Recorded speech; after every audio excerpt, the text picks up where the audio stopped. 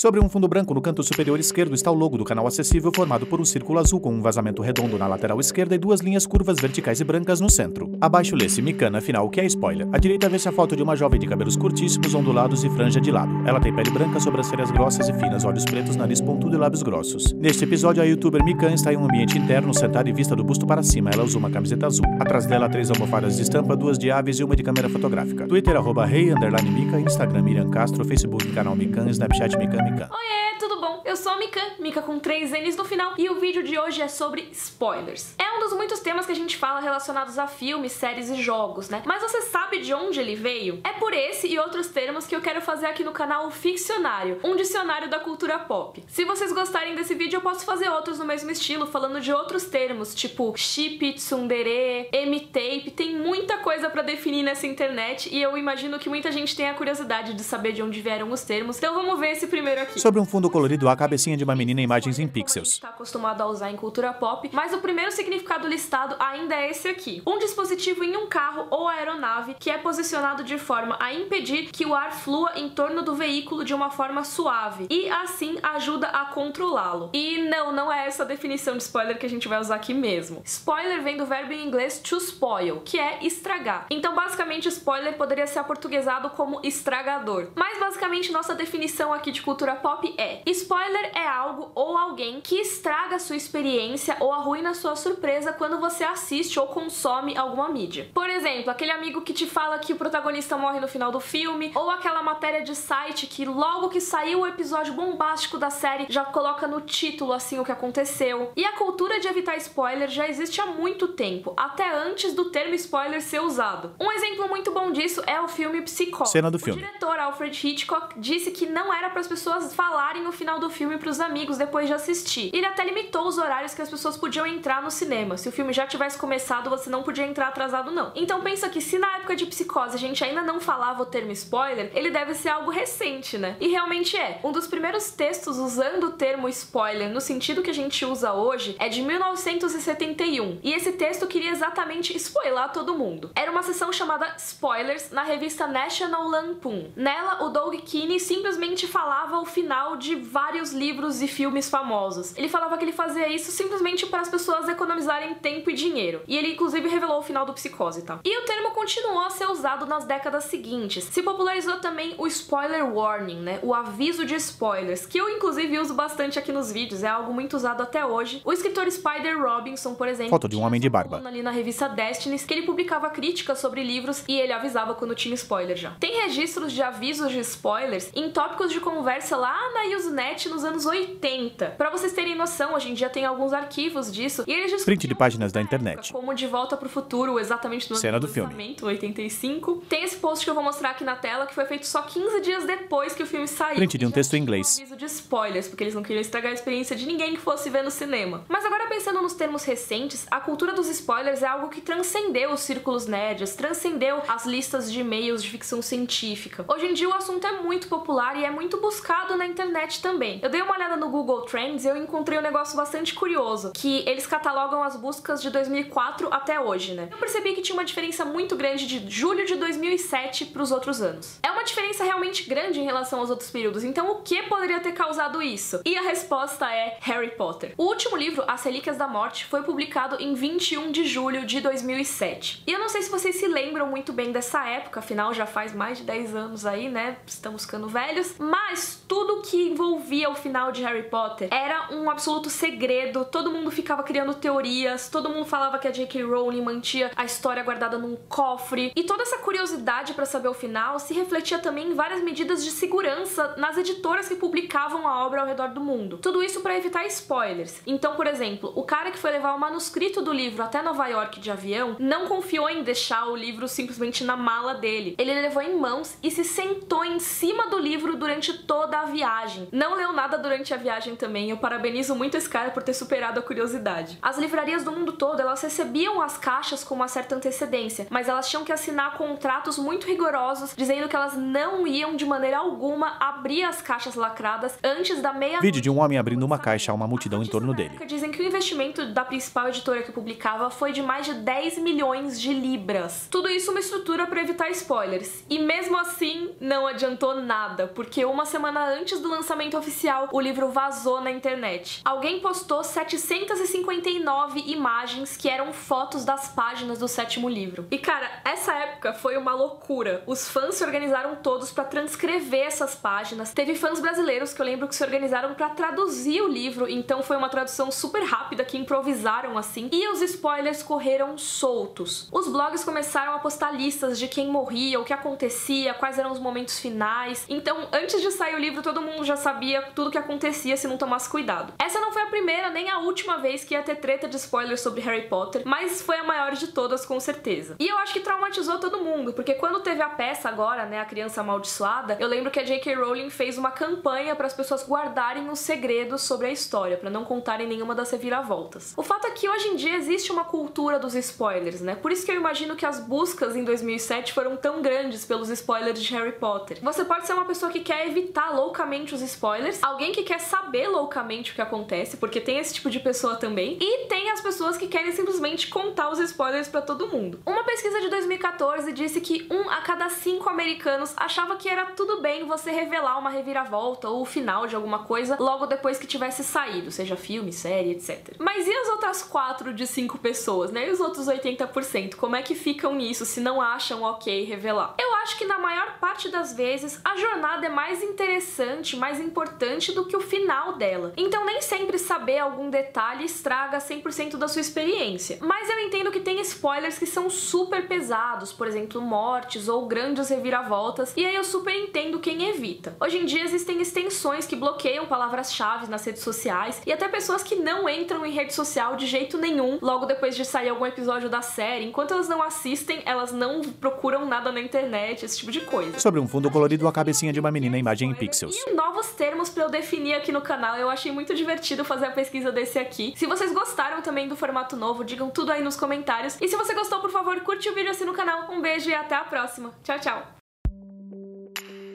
Conteúdo de acessibilidade, etc. filmes.